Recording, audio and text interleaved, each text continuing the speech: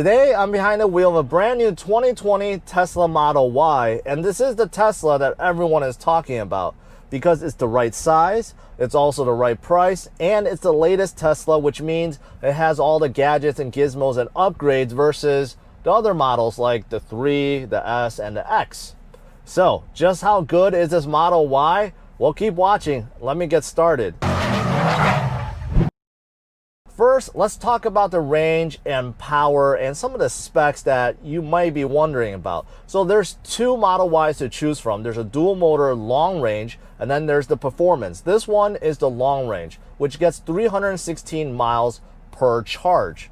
Now, in terms of engine horsepower, total combined, there's dual motors, about 386 horsepower, and 0 to 60 comes at 4.8 seconds and quarter mile around 12.7. So even though this is not the performance Model Y, it is still very fast. So once I start driving, I'll let you guys know how this feels. All right, next, let's look at the outside. And quite honestly, this Model Y looks almost the same as a Model 3 or a Model X or Model S, and that's on purpose. This Model Y has that same Tesla vibe, the same feel, a bubbly round shape, but it still has a wide stance. So overall, I like this look. Now moving in the front, because this is EV and there's no engine up front, you don't need to have a big grille opening. That's very popular among the manufacturers these days. In fact, there's basically no grille opening at all. You have a couple of headlights, of course LED, daytime running lights, and on the bottom you do have LED fog lights. And because there's no engine up front, you got a large frunk or trunk in the front, and as you can see, it's pretty big. You could put groceries in there, definitely no problem, and you could probably fit like small luggage up there too.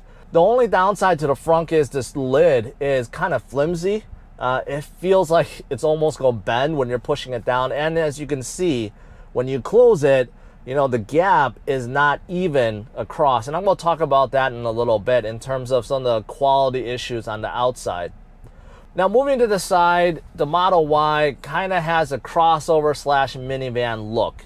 It's very bubbly, round. The roof is quite high, but does slope down in the back. It has kind of like a sport back shape towards the end. Overall, I think it looks okay. What helps with the look is, as you notice, there's no chrome. There's chrome delete on here. Everything, the window surrounds, the handles, everything is painted black. You do see some black cladding around the wheel fenders and towards the bottom of the doors. Adds a little contrast to the white, which I think is okay. Some of you guys may prefer that to be completely painted. Now moving towards the back, it kind of looks like a Model 3 but lifted. Again, kind of round, bubbly. The tailgate slopes down quite a bit, kind of has that fastback look. What I like is if you look on top, the glass is basically tinted black, and that carries to the back side is also tinted black. So, I mean, it has that good contrast with the white. I like that. You have a spoiler back there that's built in, and you have pretty distinctive looking LED taillights as well. Of course, there's no exhaust tips, nothing like that underneath, because there's no gas engine. So as for the tailgate, you do get a power tailgate. It's not a hands-free setup. And once you're inside, you can see there's a good amount of space. What's surprising is the cubby holes on each side is very, very deep. It's like half my arm length. And underneath the cover, you get a ton of hidden storage. It is massive. It is massive. You could hide your kids in there if you wanted to. It is really large. And then even above it, there's a little bit more of hidden storage. Just depends on what you want to put there. But overall, I think the trunk is well designed. It's plenty big. And if you wanted more cargo room in terms of lifting furniture or anything big, a kayak or a bike, you can just fold down the second row seats. There are buttons on the side. They electronically fold down. Now, you can also fold down the second row through the seat backs. There's a lever that you can pull.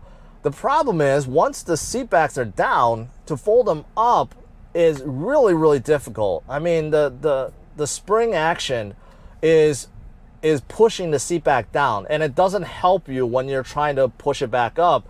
So it feels like 100 pounds when you're trying to lift it back up. Now, the door handles don't pop out like the other models. You do have to press in and then pull. Once you're in the second row, you're greeted with plenty of leather. So in terms of leather choice, you could choose black or you could choose white. And the white looks really good, except you have to worry about always keeping it clean. For me, I'm 5 feet 10, and you can see I have probably 3 to 4 inches of legroom left and equal amount in headroom. So it's pretty big, and the seats do recline. Rear passengers do get a set of vents, 2 USB ports, and 2 cup holders inside the middle armrest area. And it's quite difficult to open it. You have to shove your fingers in there. Those of you guys that have bigger fingers, you might have a hard time doing so. There's really no gap. Front cabin is very, very minimalistic. The steering wheel actually has a really good thickness. I like the leather feel. Actually, it feels pretty good. Right thickness, and all you get on each side, it looks identical, is these like scroll knob kind of things, and you use that to control your volume, and you can control other things such as moving your steering wheel and such as adjusting your mirrors. So they are quite handy. Behind them you have a shifter stock and also a wiper stock, and that's pretty much it. It's very, very minimalistic. You do have a button that electronically pops the door open. Now, I was thinking, like, what if you run out of power, right? In emergency situations. Well, there is also another lever to open your door. It's hidden. It's not marked in any way, but it's right above the window switches. So moving to the infotainment screen, this is beyond infotainment screen. This is everything. You can control all settings, all presets, navigation, your entertainment. Everything is controlled through this. And you can even control your vents, which is crazy. You can control which side is blowing, and so this animation looks amazing. And you may have noticed that it's only blowing in front of the driver because I'm the only one in this car. It could detect if there's someone else next to you, then that actually enables. It's actually really cool. And you can turn on and off all the heated seats in here. The one thing is you don't get heated steering wheel, which is kind of a disappointment. And also there's no ventilated seats in here as well. If you need to entertain yourself or your kids while you're parked, you can. Netflix, Hulu, YouTube, Twitch, tutorials, it's all there. If you subscribe to the Wi-Fi service, then you can watch it wherever you go. So under your vehicle settings, this is where you control everything. Vehicle controls, you can control your lights, your fog lights, you can adjust your mirrors, your steering wheel, if they fold, window lock, and then you go down, lights, locks, display. I mean, you really could adjust everything. Under driving, you can control your acceleration. Since this is not the performance, you don't get ludicrous. It's either chill or standard. You can control your steering, your regenerative braking, and stopping mode. You know, for me, I'm used to a normal car, so I like how the car rolls. But if you guys don't want that, you just want it to hold as soon as you let go of your brake pedal, it could do that. So this one does come with the full self-driving and autopilot, so I'm going to test it out. And this also comes with Summon, which I'm actually going to test right now. I'm in a forest preserve in a parking lot. Let me see how good Summon is. All right, for the first test, I'm standing about 30 feet away, and there's no curb or anything between us. The Model Y backed out and headed towards me pretty good, but stopped about 8 feet short of where I am.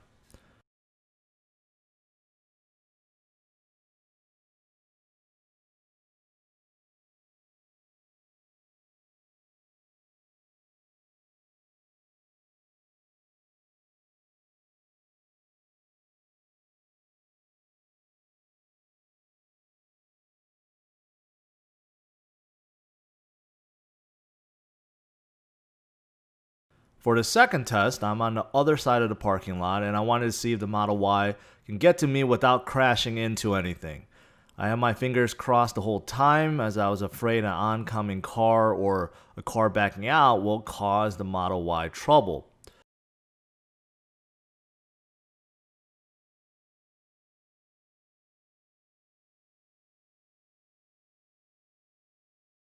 The Model Y did very well and took a bend by itself, but then stopped. The app said I was at maximum range. Why the app didn't tell me before I started Summon, I don't know. I had to initiate it again for the Model Y to come to me.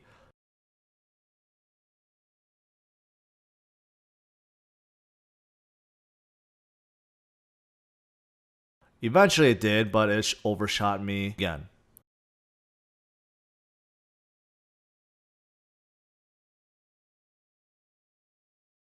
And then of course you have navigation, your safety and security, and you can open your glove box. I mean, everything you want to adjust is in here. On the left side, you can see what gear you're in. You can open up your trunk, front and back trunk. Also, you have a few more settings like your TPMS and your range. The mirror, the rear view mirror, is a little bit small for some reason. And on the very top, you have one gigantic panoramic sunroof, or just like glass that's up there. It is tinted. It is huge. It's an entire roof. Now, I wonder how it is when it's very sunny out, very hot, because right now I'm in the shade right now. I want to see how it is once I start driving. All right, I'm on the road. Let's see how well this Model Y drives. So let's talk about noise level, cabin noise, which I think is really good in here. I've driven other Teslas, and this to me is the quietest Tesla out there. This Model Y is extremely quiet. First of all, there's no engine noise, right? We know that. There's no gas motors in here. But even the electrical whine from the electric motors is very muted. I really don't hear it. In a Model S, I heard it. Model X, I heard it. So I don't really hear it in here. So Tesla really muted it down, which is great. And plus, just from the outside, wind noise, nothing. Cars passing by, almost nothing. And what I love is no road noise either. I mean, the tires are really good. I just don't hear anything outside this Model Y. So sound insulation, fantastic in here, fantastic. And for, again, those of you guys that haven't driven a Tesla or EV, you have to get used to the fact there is no engine vibration, engine rumble, exhaust note, nothing like that. It's just pure quietness. Now the steering I really like. I have steering right now in comfort mode, but I can tell you, even in comfort mode, it is very, very, very precise. There is zero play in the steering wheel, and I really mean that. As you can see on screen right here, I'm doing this, slight wiggle, and I feel it in the Model Y. There is zero steering wheel play, and it's really precise. And even in comfort mode, it has a good weight, a good artificial weight. It's artificial weight, electronic steering, but it still feels good. It feels like I'm connected to this Model Y. So I'm actually a big fan of this steering. It's quite good. Now, as you can see, I'm coming to a stop, and it's very smooth, very smooth. Some of the cars I've driven before, especially with regenerative braking, like hybrids or even EVs, it's kind of hard to get the car to come to a stop very smoothly. There's something about it that manufacturers have a hard time dealing with.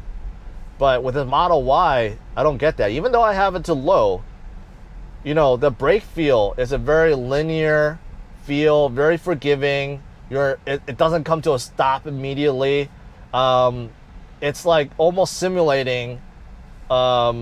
It's like simulating a regular brake setup. It's actually really impressive. It really is.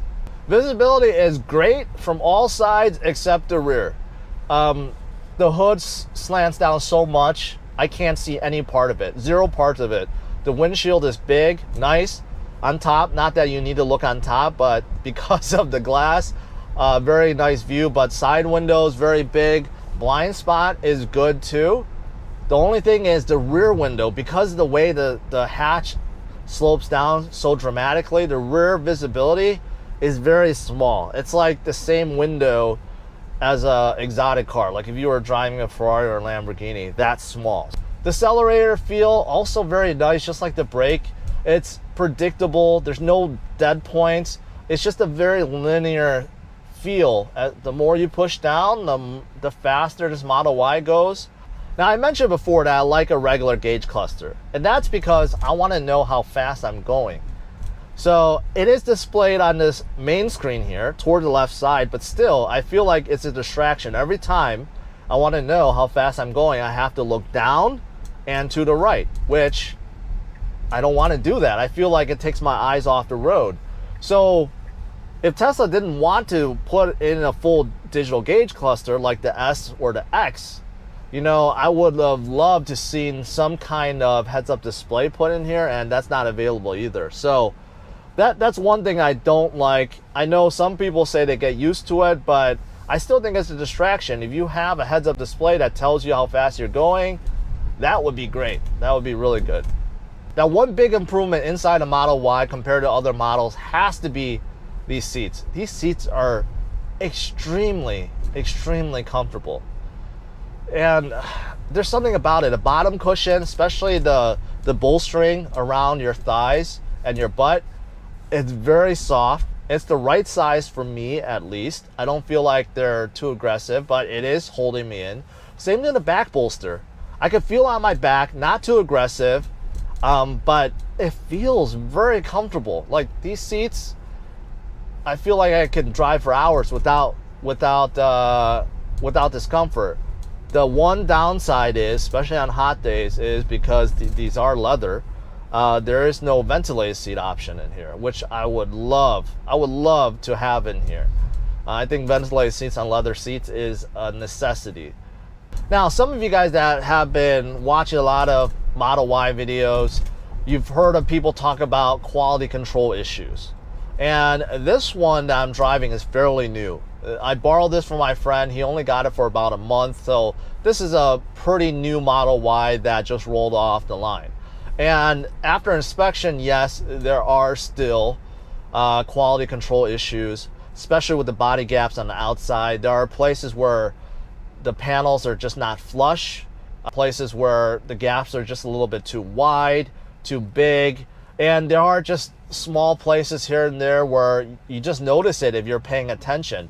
Now, if you're a bystander walking around, you're not going to notice it, but if you really look at it, you do see it. So I think that's one of those things that Tesla will continuously work on and improve over time. But even with this one that's pretty recent, there's still issues like that.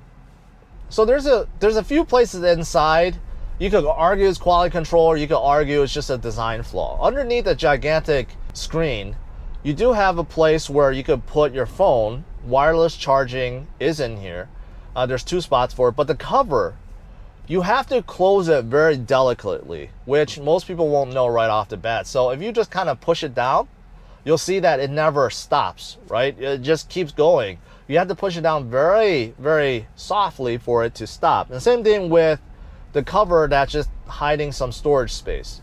It's a good amount of space, but when you're pushing it down, you can see you can't push it down too hard. Even the screen tells you that you're pushing it down too hard. So I don't know if that's more like a design flaw to me than quality control. But yeah, that's there. There are no USB ports up front. I guess Tesla figured you have wireless charging. That's it. You don't need to plug anything else. But I would still love to see at least one USB port up here. Now, these side mirrors to me are a little bit too small. Same thing with the rear view mirror. I'm not sure why they need to be so small. The exterior mirrors, I guess, to improve, improve range for aerodynamic reasons, but they're a tad small in my opinion. But the inside one, rear view mirror, is really small. There's no need for it to be this small. I don't know. Now, as for suspension, it's pretty good. On smooth roads, obviously, it's handling it perfectly, but I came across some roads with some bumps and some dips, and for the most part, it handled it fine. It's not the softest suspension out there, but it's definitely not the harshest either.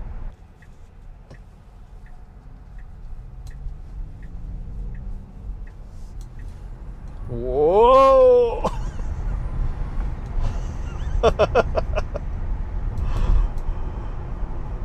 That was going from 15 to about 65. That was a lot of torque. That's a lot of torque. That's the thing. If you never driven a Tesla or any EV cars, that instant torque is really different. It's not like a gas engine or even a turbo engine where you gotta wait for the RPMs to get up there. This is instant torque. So even though this is not the performance variant, it is still very, very fast. There is zero issues or zero problems with passing or getting up to speed. It is really quick, really quick. All right, so I just enabled autopilot, which has been improved. This is not full self-driving. I didn't enable that. So autopilot is staying within the lanes. I mean, in terms of self-driving, no one competes with Tesla. Tesla's self-driving technology is 10, 15 years ahead of everyone else. So in terms of staying in between the lanes, you can see the road is curving. It's dead middle. There is no sway whatsoever. I'm gonna try a lane change. Let's see what happens. All right. Yeah, lane change was perfect. I put on the left turn signal and the Model Y just moved over. It can detect that there's someone behind you in your blind spot. It just automatically does it. It's crazy. It's crazy. Now, as for safety features, this Model Y is as safe as it can get. With like 8 cameras and all these sensors and everything, it could detect everywhere around you. But what's strange is you don't have a 360 view camera system. That's number one. And number two is a lot of the things that it detects, like if there's someone's in your blind spot and stuff like that, I mean, it shows you on the screen, but again, it's distracting because you have to get your eye off the road and look at it, right, to really notice it. In most cars, there's some kind of warning light on the mirror or in your heads-up display. I'll tell you, which is not here, and there's no warnings on the mirror. So again, it's just one of those things. You have to always like look down to look at it. It's a little bit of a distraction in my opinion. As for pricing, the long-range Model Y starts at $50,000 and the performance is $10,000 more. Keep in mind, any color outside of white will cost extra, and the full self-driving capability is also going to cost another $8,000. To conclude, the Model Y is the best Tesla I've ever driven. The brake and throttle feel are amazing, and so are the front seats. The ride is quiet, comfortable, and extremely fast when you put your foot down. And it goes without saying, the self-driving technology, as well as the entertainment features and adjustment settings in the Model Y is light years ahead of the competition. However, the Model Y isn't perfect. There are still quality issues with the body panels on the outside. There are also features that are just not available, such as heated steering wheel, ventilated seats, heads-up display, 360 view camera system, hands-free tailgate, to name a few. The rear seats are also way too difficult to lift back up. And finally, I found the one-screen setup to be distracting and forces your eyes off the road often. In my opinion, the good greatly outweighs the bad. The Model Y is a fantastic SUV and shows how far Teslas have come. I'm sure over time, Tesla will fix and add in the things I've mentioned. I'm giving the brand new 2020 Tesla Model Y an overall score of 105, and it is now leading the luxury segment on drivers only rankings. To see how others rank against the Model Y, check out driversonlyrankings.com. Thanks for watching. Hit the like and subscribe to the channel for more reviews, news, and first looks.